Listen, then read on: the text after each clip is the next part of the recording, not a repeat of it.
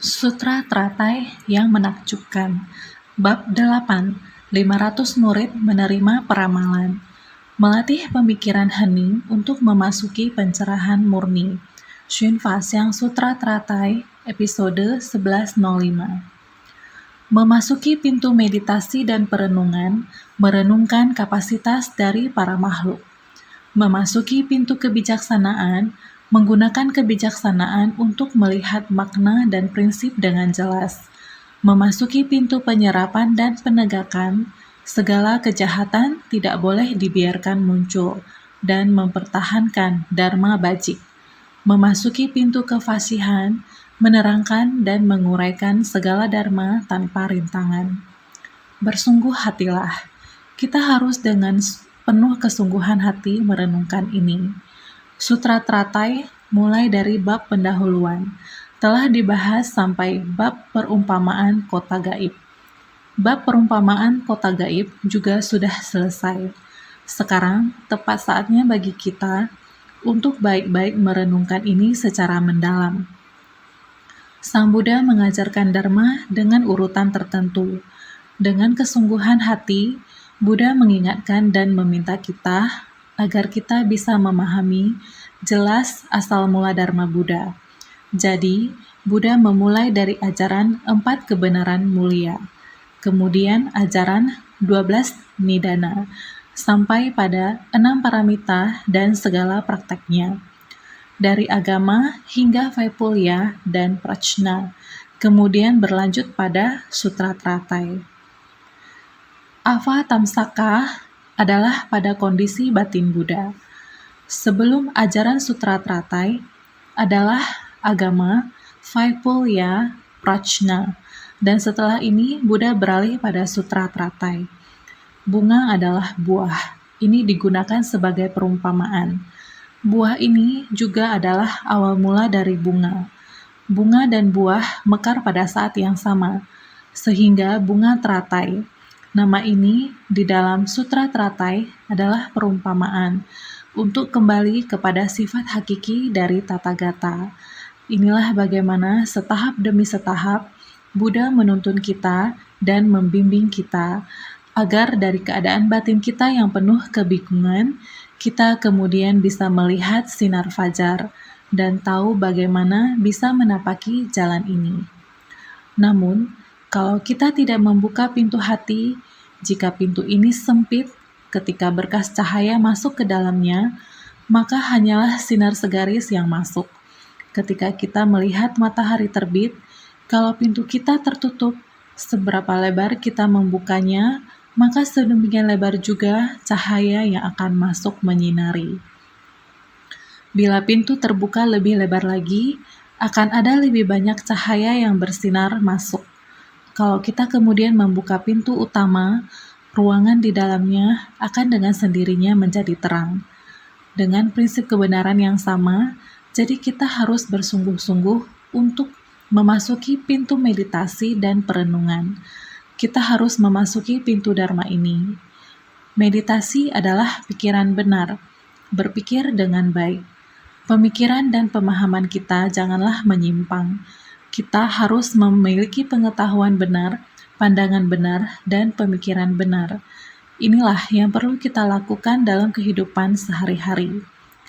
Dharma ini dimulai dari bab pendahuluan. Sebelum bab pendahuluan adalah membabarkan Sutra Makna Tanpa Batas. Ajaran Dharma dari Sutra Makna Tanpa Batas sudah sangat berlimpah. Dharma duniawi dan Dharma Buddha, agar Dharma Buddha bisa memasuki Dharma duniawi, di tengahnya adalah Dharma Bodhisattva. Dharma Bodhisattva terletak di antara Dharma Buddha dan Dharma duniawi. Setiap harinya, ketika kalian melafalkan Sutra Makna Tanpa Batas, haruslah dengan sungguh-sungguh merenungkannya secara saksama, bersungguh-sungguh dengan pemikiran yang tepat. Untuk membaca Sutra Makna Tanpa Batas ini, sesungguhnya Buddha sudah memberi petunjuk ke jalan untuk kembali pada sifat hakiki yang demikian adanya. Namun, kita masih belum memperhatikan pentingnya sutra ini bagi para praktisi. Maka, Buddha perlu sekali lagi menganalisa secara mendetail kepada semua orang, dimulai dari kebijaksanaan yang pada dasarnya dimiliki setiap orang, kemahatahuan atau sarwasnata, pengetahuan akan jalan pencerahan, dan kebijaksanaan menyeluruh, mulai menganalisa kepada semua orang. Setiap orang pada dasarnya memiliki, tetapi semua orang tidak memahaminya. Buddha memancarkan cahaya dan menampakkan tanda istimewa untuk menarik perhatian dari semua orang. Oleh itu, bab pendahuluan adalah pintu untuk kita memasuki Sutra Teratai. Begitu pintu ini dibuka, membuat kita dapat membuka pintu batin kita menjadi semakin lebar dan lebar. Jika kita ingin memasuki kondisi Sutra Teratai, harus terlebih dahulu memasuki pintu meditasi dan perenungan. Pemikiran kita harus benar. Jika pemikiran benar, merenungkan dengan tenang, barulah ada cara untuk mengamati kapasitas para makhluk. Jika perenungan dan pemikiran kita sendiri itu benar, barulah kita dapat mencerahkan diri sendiri dan ingin mencerahkan orang lain. Mencerahkan diri sendiri dan mencerahkan orang lain, barulah kita memiliki praktek pencerahan yang sempurna. Kita harus melatih pemikiran hening dalam kehidupan sehari-hari. Meditasi juga disebut sebagai melatih pemikiran agar terpusat pada satu objek. Setiap orang harus memilikinya. Setiap hari harus bersungguh-sungguh menjalankan praktek perenungan. Barulah kita memiliki cara, melalui kesan, pandangan, dan pemahaman kita untuk melihat semua makhluk, kapasitas para makhluk, bagaimana untuk menarik mereka, bagaimana kita membimbing mereka. Selain kapasitas dari para makhluk, juga harus melihat waktu yang tepat. Buddha Dharma di zaman sekarang ini, kita membimbing para makhluk bagaimana kita dapat bersumbangsi terhadap manusia di zaman ini. Apakah dengan menapaki jalan bodhisattva? Sehingga kita harus merenungkan kapasitas dari para makhluk. Ini semua tergantung pada pemikiran kita. Bagaimana bisa memasuki pintu kebijaksanaan? Kebijaksanaan adalah tujuan dari membina diri. Dari kehidupan ke kehidupan, kita masih saja diliputi kebingungan, sehingga memperbanyak kegelapan batin, membuat kita menciptakan banyak sekali karma. Ini dikarenakan kita telah kehilangan kebijaksanaan. Setiap orang pada hakikatnya memiliki kebijaksanaan yang setara dengan Buddha. Kita malah menggunakan kebodohan batin menutupi kebijaksanaan ini. Kita telah mulai dari sutra makna tanpa batas, kemudian memasuki sutra teratai, dimulai dari bab pendahuluan, terus-menerus sepanjang perjalanan hingga menuju bab perumpamaan kota gaib. Kita seharusnya sudah bisa lebih memahaminya, tahu bahwa setiap orang pada hakikatnya memiliki sifat hakiki tatata yang jernih dan murni. Pada masa Buddha Mahabhijna Nanabibu, kita semua sudah mengetahuinya. Melalui Buddha Mahabhijna Nanabibu, melalui 16 samanera, setelah kehidupan demi kehidupan dan kalpa demi kalpa diwariskan sampai sekarang, ajaran Buddha Sakyamuni diwariskan sampai sekarang, diwariskan sampai era kita hidup sekarang ini, sangat dibutuhkan sekarang ini. Kita perlu untuk membuka pintu kebijaksanaan kita dan membiarkan cahaya Buddha Dharma masuk ke dalam batin kita. Karena setelah Buddha dalam bab pendahuluan, setelah membabarkan sutra makna tanpa batas, beliau memancarkan cahaya terang dari tanda istimewa, cahaya yang keluar dari tengah-tengah antara alis mata. Ini adalah cahaya kebijaksanaan. Sudah dimunculkan seperti ini. Kita sudah seharusnya mengerti, menapaki jalan bodhisattva mengharuskan untuk memancarkan cahaya kebijaksanaan kita. Cahaya kebijaksanaan dapat menerangi prinsip ajaran. Inilah kebenaran sejati dari Buddha Dharma. Tidak peduli apakah itu ajaran kendaraan kecil, memberi pengajaran untuk orang-orang yang memiliki kapasitas kecil, ajaran kendaraan sedang diberikan untuk orang-orang yang memiliki kapasitas menengah. Kita memberikan ajaran kendaraan sedang untuk membimbing mereka. Ajaran kendaraan besar diberikan untuk orang-orang yang memiliki kapasitas besar, menggunakan dharma kendaraan besar untuk mengajari mereka. Setelah mendengar mereka, akan langsung memahaminya. Dengan kebijaksanaan mereka, mereka mengerti mereka harus membangkitkan tekad agung dan membangun ikrar luhur. Mereka membangkitkan 4 pikiran tak terbatas dan masuk ke tengah orang banyak. Ini semua adalah kebijaksanaan. Seberapa besar kebijaksanaan kita, kita akan dapat membuka seberapa besar jalan kita. Inilah cara melakukan pelatihan diri. Dengan kebijaksanaan dapat menerangi makna dan prinsip. Maka harus memasuki pintu penyerapan dan penegakan, yakni menyerap segala dharma dan menegakkan segala kebajikan. Semua ajaran dharma yang ada harus kita pahami. Para makhluk yang demikian banyak, kebanyakan adalah memiliki pikiran yang bergejolak, kegelapan batin yang tak terputus, dan terus memperbanyak kerisauan. Sudah tidak bisa mengendalikan lagi, maka akan menciptakan karma buruk. Jika kita bisa memasuki pintu penyerapan dan penegakan, jelas akan ajaran bajik dan ajaran yang jahat. Jika kita bisa segera memanfaatkan ajaran yang bajik dan segera menghentikan kejahatan, maka segala bentuk kejahatan tidak akan muncul, dan kebajikan harus segera bertambah. Inilah pintu penyerapan dan penegakan, menyerap segala dharma dan menegakkan segala kebajikan. Kita senantiasa berpaling dari ini. Kejahatan, janganlah melakukan segala kejahatan, dan harus melakukan segala kebajikan, mengeliminasi dan memutuskan kejahatan, mengembangkan kebajikan yang muncul. Demikianlah kita dididik dan dibimbing. Seharusnya kita di dunia pada era yang besar ini hendaknya jelas akan benar dan salah.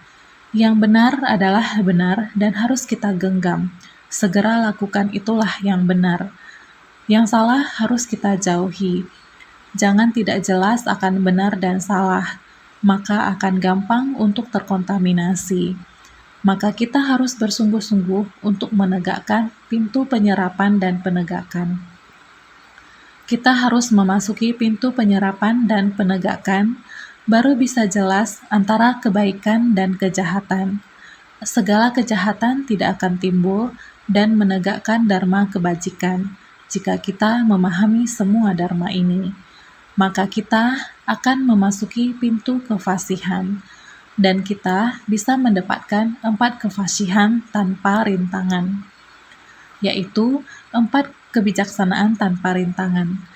Kita akan sangat senang terhadap dharma, prinsip ajaran, dan terhadap pembabaran dharma. Ini semua disebut 4 kebijaksanaan tanpa rintangan. Kita membabarkan segala dharma dengan fasih tanpa rintangan. Karena para makhluk saat ini, pengetahuan intelektualnya sangat tinggi, banyak hal yang diketahui, tetapi menjadi penghalang bagi pengetahuan. Orang yang terlalu pintar malah disesatkan oleh kepintarannya sendiri. Sekarang ada banyak orang seperti itu, jadi kita harus menggunakannya dengan sangat jelas, merenungkannya dengan seksama untuk mengamati akar kapasitas para makhluk. Pendidikan orang-orang di era sekarang dan konsep pemikirannya, kita harus merenungkannya dengan sangat jelas untuk menghadapi para makhluk yang sangat banyak, dan juga harus menggunakan kebijaksanaan. Kebijaksanaan, jika prinsip kebenaran jelas dan terpampang di dalam batin kita, dengan sendirinya Dharma duniawi dan Buddha Dharma akan menyatu. Dharma Bodhisattva akan menjadi sangat jelas, tidak akan terpengaruh ketidaktahuan dan noda batin para makhluk yang datang mengganggu hati kita. Ini membutuhkan kesungguhan hati untuk memahaminya. Baru ada cara untuk menyerap segala dharma dan menegakkan segala kebajikan. Ajaran yang dibabarkan oleh Buddha sepenuhnya dipahami oleh kita. Kita telah benar-benar memahaminya dan juga mengetahuinya dengan sangat jelas. Bukan hanya tahu, setiap orang harus memiliki kesadaran yang sama. Tahu bahwa apa yang seharusnya kita lakukan, bukan hanya tahu bagaimana cara melakukannya. Kita masih harus berpartisipasi dan mempraktekkan dalam tindakan nyata.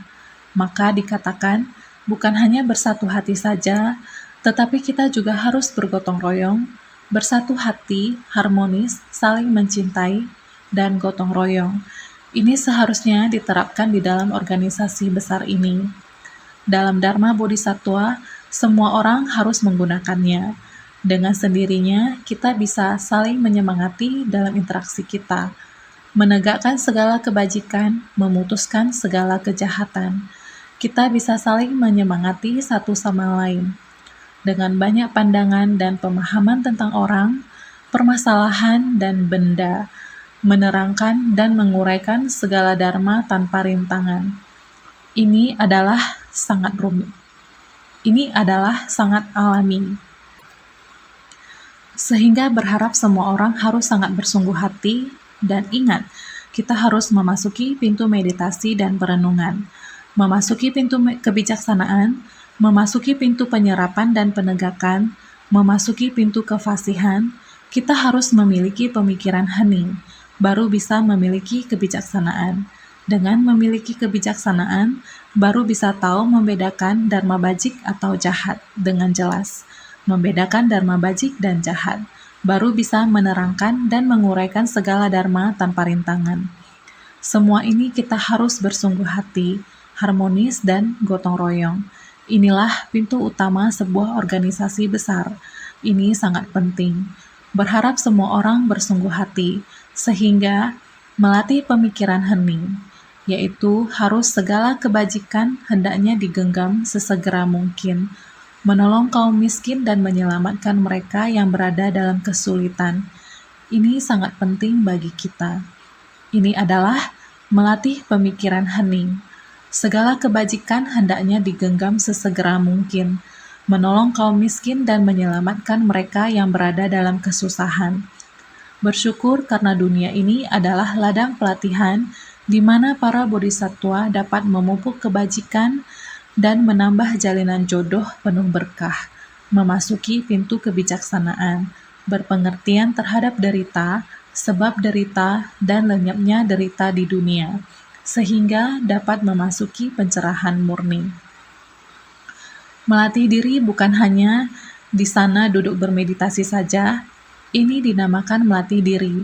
Bukan kita harus baik-baik merenungkan hal yang benar, lakukan sudah benar. Melakukan hal yang benar adalah kebijaksanaan. Ini harus segala kebajikan hendaknya digenggam sesegera mungkin. Lakukan sudah benar. Kehidupan manusia penuh penderitaan, tidak terlepas dari kemiskinan. Susah dan derita tidak terlepas dari ketidakkekalan kehidupan manusia. Banyak bencana. Saat mereka tertimpa bencana, saat ada kesusahan dan penderitaan, bagaimana mengatasinya? Pergi melepaskan penderitaan dia. Terhadap yang demikian, kita harus bertindak segera. Yang lain adalah bersyukur. Bukan hanya kita secepatnya bersumbangsi, kita juga perlu bersyukur. Karena dunia ini adalah ladang pelatihan di mana para bodhisattva dapat memupuk kebajikan dan menambah jalinan jodoh penuh berkah. Kita dapat datang ke dunia, kita harus sangat menghargainya, menghargai tubuh manusia kita, menghargai hubungan antar manusia kita. Ini dinamakan dunia, karena hubungan kita antar manusia adalah ladang pelatihan di mana para bodhisattva dapat memupuk kebajikan dan menambah jalinan jodoh penuh berkah. Kalau tidak, kamu mau kemana melatih jalan bodhisattva? Adalah di dunia, hubungan antar manusia. Bagaimana Anda harus melakukan pengasuhan diri? yaitu berada di dunia ini. Di dunia ini terdapat banyak orang yang memiliki kegelapan batin, sangat kusut dan sangat merepotkan. Bagaimana seharusnya kita menghadapi orang-orang yang penuh dengan kegelapan batin dan delusi ini? Kita harus membangkitkan kebijaksanaan kita, membangkitkan cinta kasih kita. Bagaimana caranya membimbing mereka, menjemput mereka untuk mempraktekkan jalan bodhisattva? Adalah berada di dunia ini. Oleh karena itu, kita harus bersyukur. Bersyukur karena di dunia ini adalah ladang pelatihan, di mana para bodhisattva dapat memupuk kebajikan, menambah jalinan jodoh penuh berkah. Jika kita ingin menjadi Buddha, bagaimana kita bisa melakukan pelatihan diri jika kita tidak berada di alam manusia? Tanpa pelatihan diri, bagaimana seseorang bisa menjadi Buddha? Selanjutnya, Anda harus memasuki pintu kebijaksanaan. Kebijaksanaan, waktu kita telah berlalu. Hidup terus berjalan, terus berkurang. Kita di dunia ini setiap hari memiliki kesempatan untuk berpengertian tentang penderitaan, sebab penderitaan dan melenyapkan penderitaan di dunia. Hanya dengan begitu kita baru dapat memahami cara melatih diri. Jika bukan karena adanya begitu banyak penderitaan di dunia ini, jika bukan karena interaksi antar manusia di dunia ini, terdapat sangat banyak kerisauan. Dari mana kita tahu bahwa di dunia ini penuh dengan penderitaan? Jika kita tahu bahwa dunia ini penuh dengan penderitaan, kita juga tahu bahwa di dalam Buddha Dharma, Buddha menjelaskan kepada kita dengan sangat jelas bahwa berbagai sebab dan kondisi akan berkumpul, sehingga kita tidak mampu mengendalikan diri. Dari kehidupan ke kehidupan, kita telah mengerti, kita yakin mau melenyapkan, maka harus melatih di jalan, baru bisa memasuki pencerahan murni. Kita harus bersyukur, di tengah orang banyak, kita paham untuk berpikiran bajik, kita paham untuk memasuki pintu kebijaksanaan. Dengan melatih pikiran kebajikan, kita dapat memasuki pintu kebijaksanaan. Kita harus senantiasa bersyukur setiap saat bisa berada di tengah masyarakat.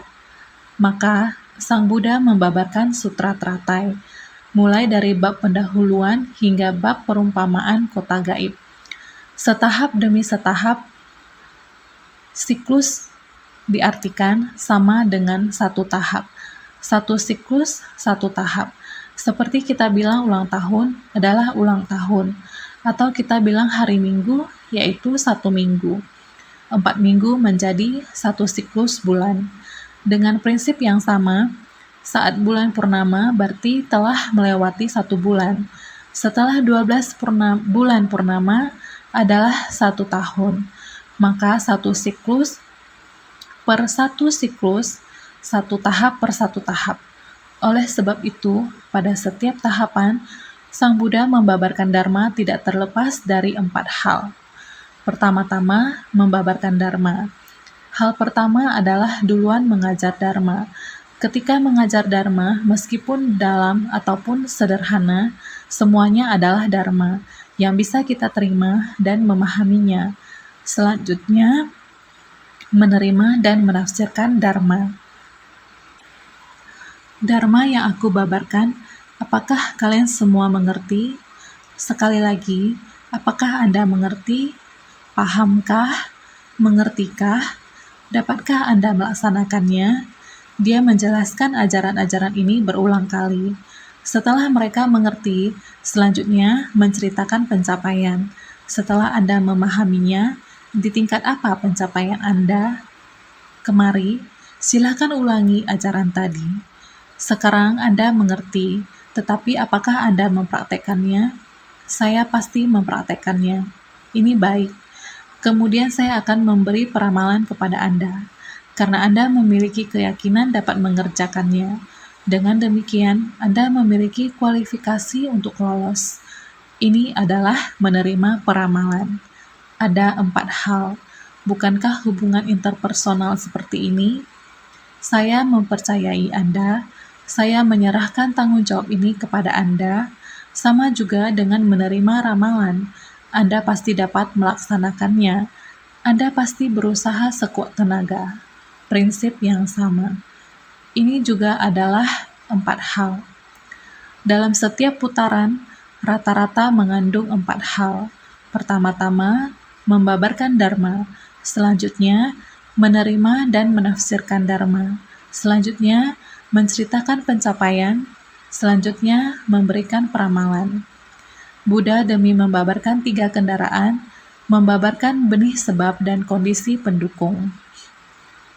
Berbicara tentang semua benih sebab dan kondisi pendukung, sampai pada bab perumpamaan kota gaib, membicarakannya sejak sebelum kalpa butiran debu. Tetapi, orang yang berkapasitas rendah masih memerlukan Sang Buddha untuk mengkonfirmasi, sehingga itu pasti harus menerima peramalan. Hanya untuk menerima sebuah pembuktian, Buddha sendiri dapat memberikan peramalan untuknya. Ini adalah akar kapasitas para makhluk pada umumnya. Apakah saya memenuhi syarat dengan cara ini? Yaitu harus melalui ujian. Apakah memenuhi syarat? Sebenarnya, apakah memenuhi syarat adalah kita setiap orang memiliki sifat hakiki kebudaan. Setiap orang mempraktekkan dalam tindakan nyata. Kita harus melalui jalan bodhisattva. Dengan sendirinya akan mencapai tingkatan kebudaan. Tetapi para makhluk masih memiliki kemelekatan. Oleh karena itu, maka ada peramalan, agar semua orang mengetahui proses pelatihan diri setiap orang adalah demikian. Di masa depan, mereka bisa mencapai kebudaan. Sehingga selanjutnya kita akan membahas 500 murid menerima peramalan. Bukan hanya Purna Maitrayani Putra seorang diri, putra dari kewelas asihan adalah Purna Maitrayani Putra. Dialah orang pertama yang menerima peramalan. Di dalam bab ini, berdasarkan jumlah, harus dikatakan 1.200 arahat menerima peramalan. Jadi, perwakilan dari semua yang akan diberi peramalan itu adalah Purna Maitrayani Putra. Sehabis Buddha membabarkan sebab musabab kepada para praktisi dari 3 kendaraan, orang-orang berkapasitas rendah perlu diberikan peramalan. Makanya ada bab ini. Bab menerima peramalan ini bukan hanya untuk Purna Maitrayani Putra seorang, melainkan mencakup 1.200 orang yang semuanya sama-sama menerima peramalan. Bila membicarakan jumlah keseluruhan, seharusnya dinamakan bab 1.200 arahat menerima peramalan. Bab 500 murid menerima peramalan adalah saat Sang Buddha sedang memberikan peramalan. Ada 500 orang berada di pesamuhan. Sisanya 700 orang tidak berada di persamuhan. Jadi, di antara 500 orang yang berada di persamuhan ini, Purna Maitrayani Putra merupakan pemimpin. Orang pertama, Sang Buddha memanggil namanya. Karena Purna Maitrayani Putra mulai memohon dharma lagi, jadi Purna Maitrayani Putra adalah putra dari kewelas asihan. Di dalam bab ini adalah orang pertama yang menerima peramalan. Jadi, bab 500 murid menerima peramalan ini menggunakan kata menerima. Bab ke-6 adalah bab peramalan, adalah kata memberikan dan dari memberikan pengajaran. Maknanya ada sedikit perbedaan. Setelah Sang Buddha tahu dia sudah bisa, maka dengan demikian memberikan peramalan kepadanya. Ke-500 orang ini adalah para murid-murid ini, mulai memohon Sang Buddha memberikan peramalan. Jadi, menerima Buddha memberikan peramalan kepadanya. Bukan hanya 500, mestinya adalah 1.200. Karena ada sebagian orang yang tidak berada di pesamuhan. Mestinya 500 orang ada di pesamuhan.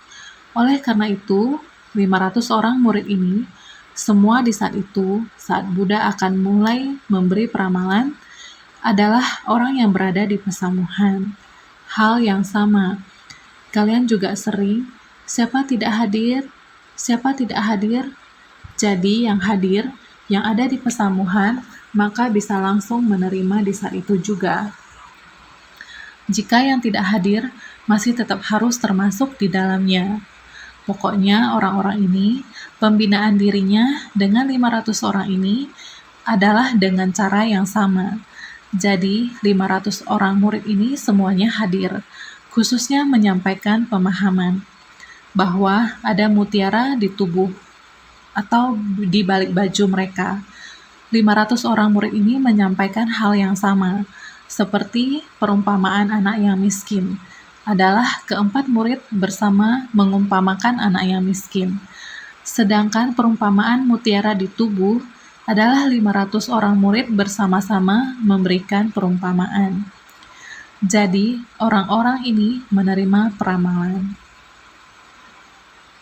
Bila membicarakan ketua dari kumpulan yang menerima peramalan, seharusnya dinamakan bab Purna Maitrayani Putra menerima peramalan, tetapi cuma dinamakan bab 500 murid menerima peramalan, sebab pada saat Buddha memberikan peramalan, mungkin 1.200 orang tidak semuanya hadir dalam persamuan.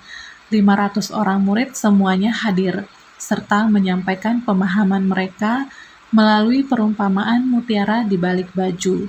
Itu sebabnya bab ini dinamakan bab 500 murid menerima peramalan. Lagi pula, Purna Maitrayani Putra seorang diri adalah minoritas, jadi tidak mempergunakan namanya sebagai nama bab ini. Jadi, putra dari kewelas asihan adalah seorang diri. Dialah Purna Maitrayani Putra. Orang-orang ini semuanya juga menerima peramalan.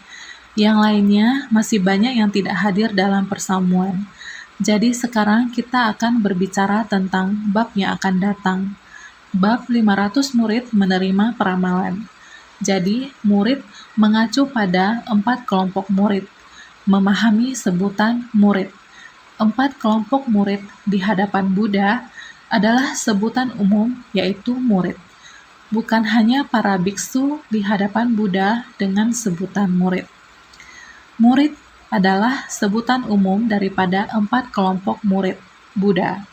Bukan hanya sebutan untuk para biksu di hadapan Buddha, akan tetapi para biksu mengikuti Buddha untuk menjadi monastik, memiliki citra penampilan sebagaimana Buddha. Makanya di sini secara khusus merujuk pada para biksu. Sebenarnya, sebutan untuk biksu di hadapan Buddha, di mana yang beliau sebutkan 500 murid. Namun kita biasanya menyebutnya biksu.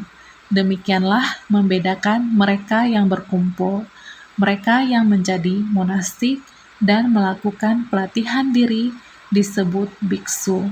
Ini adalah mengikuti Buddha untuk menjadi monastik. Memiliki citra penampilan sebagaimana Buddha. Sama seperti Buddha, Buddha meninggalkan kehidupan berkeluarga untuk melakukan pelatihan diri, adalah memanifestasikan penampilan seorang monastik. Jadi, biksu, biksuni, samanera, samaneri, semua ini memanifestasikan penampilan seorang monastik. Oleh karena itu disebut para biksu. Mereka adalah praktisi Buddhis, akan mencapai kebudaan di masa mendatang. Jadi, dengan sebutan biksu, jika tidak, semua disebut murid. Murid, setiap orang akan mencapai kebudaan. Hanya saja apakah mereka melakukan pelatihan diri atau tidak. Hanya demikian saja. Buddha dan para makhluk pada dasarnya memiliki satu dan sama pencerahan. Pada dasarnya, Buddha dan para makhluk adalah sama. Pada hakikatnya memiliki sifat kebudaan. Sifat tercerahkan Buddha. Sifat tercerahkan semua makhluk. Lautan kebijaksanaan tercerahkan yang hakiki pada dasarnya dimiliki setiap orang. Namun, kita tidak mampu menyingkirkan kegelapan batin. Maka, meskipun sifat pencerahan itu ada, masih ditutup oleh kegelapan batin. Akan tetapi Buddha, beliau telah tercerahkan. dan kegelapan batinnya telah disingkirkan. Muncul sifat pencerahan yang murni, lautan kebijaksanaan tidak ada habisnya. Inilah perbedaan, namun pencerahan adalah sama, karena Buddha telah tercerahkan dan kita masih delusi, yaitu di batas antara delusi dan pencerahan. Oleh karena itu, Buddha terlebih dahulu tercerahkan, sedangkan para makhluk tercerahkan kemudian. Oleh karena itu, para biksu memohon dharma dari Buddha. Biksu memohon dharma dari Buddha. Dharma sesungguhnya, dharma yang diberikan Buddha kepada kita. Biasanya ketika pergi berpindah patah, keluarga awam memberikan bekal untuk kebutuhan jasmani para biksu. Memohon dharma kepada Sang Buddha adalah bekal jiwa kebijaksanaan. Maka Buddha Dharma muncul dari mulut Sang Buddha. Selanjutnya, melahirkan jiwa kebijaksanaan. Murid Buddha adalah biksu. Dharma muncul dari mulut Buddha. Oleh karena itu disebut anak-anak Buddha, yang berarti murid Sang Buddha. Mereka yang berada di sekitar Buddha, para pengikut Buddha, jumlahnya ada 500 orang. Jadi sering disebut 500 orang murid. Walaupun kita sering menyebut 1.200 orang, 1.250 orang, sepertinya mereka adalah pengikutnya. Tetapi orang yang benar-benar tidak pernah meninggalkan sisi Buddha, kira-kira ada 500 orang. Dan yang lainnya adalah mereka yang datang dan pergi. Jadi disebut 500 murid. Mereka yang selalu berada di sisi Buddha. Ada kalanya masing-masing berada di tempatnya masing-masing. Pergi berkelana untuk membimbing orang, yang seperti ini ada juga. Jadi, orang yang berada di sekitar Buddha tidak selalu berjumlah 1.250 orang. Berlanjut lagi, tidak disebut dengan peramalan, tetapi disebut dengan penerima. Karena dilihat dari sisi para murid, mereka mendengarkan dharma dan menerimanya, jadi disebut dengan menerima. Buddha dan para makhluk pada dasarnya memiliki satu dan sama pencerahan. Buddha terlebih dahulu tercerahkan.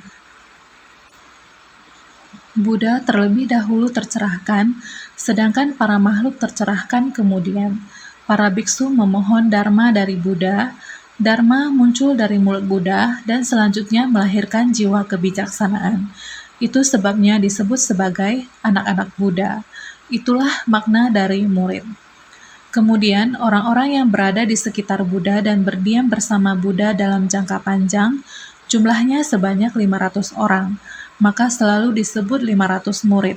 Kemudian, tidak disebut memberi peramalan, melainkan menerima peramalan, dikarenakan pada sisi murid, mereka mendengarkan dharma. Setelah menerima dan menafsirkannya, mereka menyampaikan ini. Berdasarkan risalah Sutra Teratai yang menyebutkan bahwa bab perumpamaan kota gaib di depan adalah untuk mengatasi keangkuhan berlebihan daripada orang-orang yang memiliki samadhi, pada bab perumpamaan kota gaib yang akan diatasi adalah para Shravaka dan Prayetka Buddha yang belum diberi janji. Mereka adalah para praktisi yang mempraktekkan samadhi. Semuanya merasa bahwa pikiranku sudah bersih dan murni. Aku tidak lagi mempunyai kerisauan. Aku telah memutus samsara. Mereka berpendapat demikian. Ini adalah orang-orang yang angkuh karena merasa hebat. Mereka berpikir untuk sampai di sini saja. Demikianlah bab perumpamaan kota gaib, khusus untuk mengatasi mereka. Mereka yang angkuh karena merasa hebat. Namun bukan praktisi meditasi juga ada. Ini sebenarnya tidak berada dalam kondisi samadhi. Samadhi yang sebenarnya adalah melatih pemikiran. Penjelasan terhadap meditasi adalah melatih pemikiran. Pemikiran yang jernih dan murni harus terus-menerus dilatih dengan giat semangat. Ini barulah samadhi yang sebenarnya. Bukan berarti seberapa lama saya sudah duduk bersamadhi, saya mampu bertahan. Bukan demikian. Bagi orang yang tidak melatih meditasi, dia tetap masih berada dalam kekacauan. Ini adalah orang yang berpikiran hina. Bagi praktisi meditasi, akan timbul perasaan angkuh karena merasa hebat. Bagi orang yang tidak melatih meditasi, akan timbul perasaan yang kacau. Ini adalah pemikiran hina. Makanya, kita belajar ajaran Buddha harus dengan bersungguh hati, harus mengetahui dengan jelas tentang Buddha Dharma.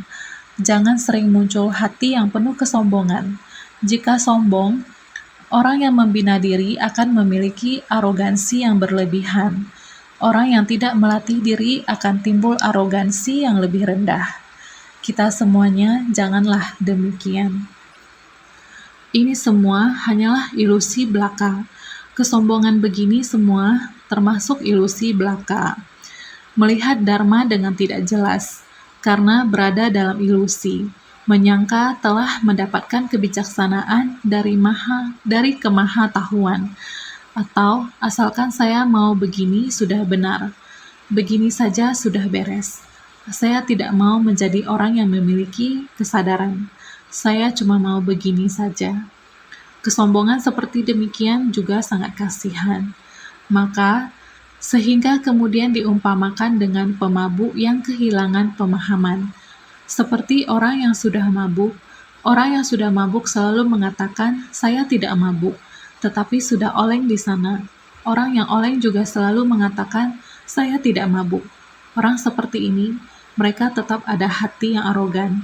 Kita harus bersungguh hati untuk memahaminya. Berdasarkan risalah dari Sutra Tratai, bab sebelumnya, bab kota gaib, adalah untuk mengatasi keangkuhan berlebihan daripada orang-orang yang memiliki samadhi. Sedangkan bab ini adalah untuk mengatasi keangkuhan berlebihan daripada orang-orang yang tidak memiliki samadhi. Mereka menggunakan pikiran kacau dan hina untuk memunculkan pemahaman yang penuh khayalan semu dan keangkuhan, beranggapan diri sendiri telah memperoleh kemahatauan, sehingga kemudian diumpamakan dengan pemabuk yang kehilangan pemahaman. Itu sebabnya pemahaman dari perumpamaan adalah sangat mendalam. Perumpamaan yang mengandung dharma, perumpamaan yang ada fenomena, ada berbagai macam metode sebagai perumpamaan. Berharap kita bisa memahami dengan jelas, sehingga kita harus memahami masih ada dharma yang mendalam. Kita harus memahaminya lagi. Dharma adalah yang menakjubkan, nan mendalam dan tiada taranya. Kita harus terus melangkah maju ke depan, terus memahami. Sehingga di bab peramalan 500 orang murid tidak memberikan peramalan tersendiri, melainkan peramalan secara bersama-sama. Tidak memberi peramalan secara individu, melainkan peramalan kepada semuanya. Asal orang yang membina diri, setiap orang akan mencapai kebudaan. Walaupun yang ada di persamuhan ada 500 orang, sebenarnya sampai akhirnya adalah 1.200 orang semua mendapat peramalan. Bukan untuk individu, peramalan individu, melainkan peramalan serentak semua orang. 500 orang berada di tempat persamuhan, 500 orang bersamaan menerima peramalan. Orang yang membina diri, 1.250 orang. 1.250 orang semuanya bersamaan menerima peramalan. Sesudah peramalan, juga satu gelar Buddha yang sama, satu nama negeri yang sama. Kemudian dalam bab ini tidak memberikan peramalan tersendiri, melainkan peramalan secara bersama-sama. Semua orang menerima peramalan pada saat bersamaan, memiliki satu gelar Buddha yang sama dan satu nama negeri Buddha yang sama. Masih ingatkah, di bab pendahuluan, Bodhisattva Manjusri mengatakan 20.000 Buddha Chandra Surya Pradipa sebelum dan sesudah juga muncul dengan satu gelar Buddha yang sama, satu nama negeri yang sama. Ini adalah arti yang sama. Setiap orang bisa mencapai kebudaan. Pada masa Buddha Mahabhijna Nanabibu, adalah jalinan jodoh kalpa sebanyak butiran debu. Di pembukaan, Buddha Chandra Surya Pradipa menandakan setiap orang bisa mencapai kebudaan. Semua dengan nama yang sama, Buddha Chandra Surya Pradipa. Arti yang sama. Kita setiap orang bisa mencapai kebudaan. Mencapai kebudaan disebut pencerahan. Setiap orang dapat tercerahkan. Manusia awam bisa mencapai kebudaan, melenyapkan kerisauan batin. Kerisauan dan noda batin manusia awam dilenyapkan. Manusia awam akan menjadi Buddha. Ini prinsip kebenaran yang sama. Saudara sekalian, berharap semua orang dapat memahami naskah sutra pada masa lalu bagaimana bisa demikian. Bila diurutkan, hari ini akan membuat semua orang tahu pada masa mendatang bab peramalan 500 orang murid, orang yang bagaimana memenuhi syarat mendapatkan peramalan. Pandangan penuh kesetaraan dari Buddha. Kesetaraan Buddha sama seperti yang tadi dikatakan, harus setara. Para makhluk adalah setara. Orang yang berusia lanjut sama mempunyai kebijaksanaan demikian. Anak-anak juga sama mempunyai kebijaksanaan demikian. Ada seorang yang berusia lanjut, dia mengatakan setiap tahun dia mengajak orang sebanyak 1 bus untuk datang menghadiri acara pemberkahan akhir tahun.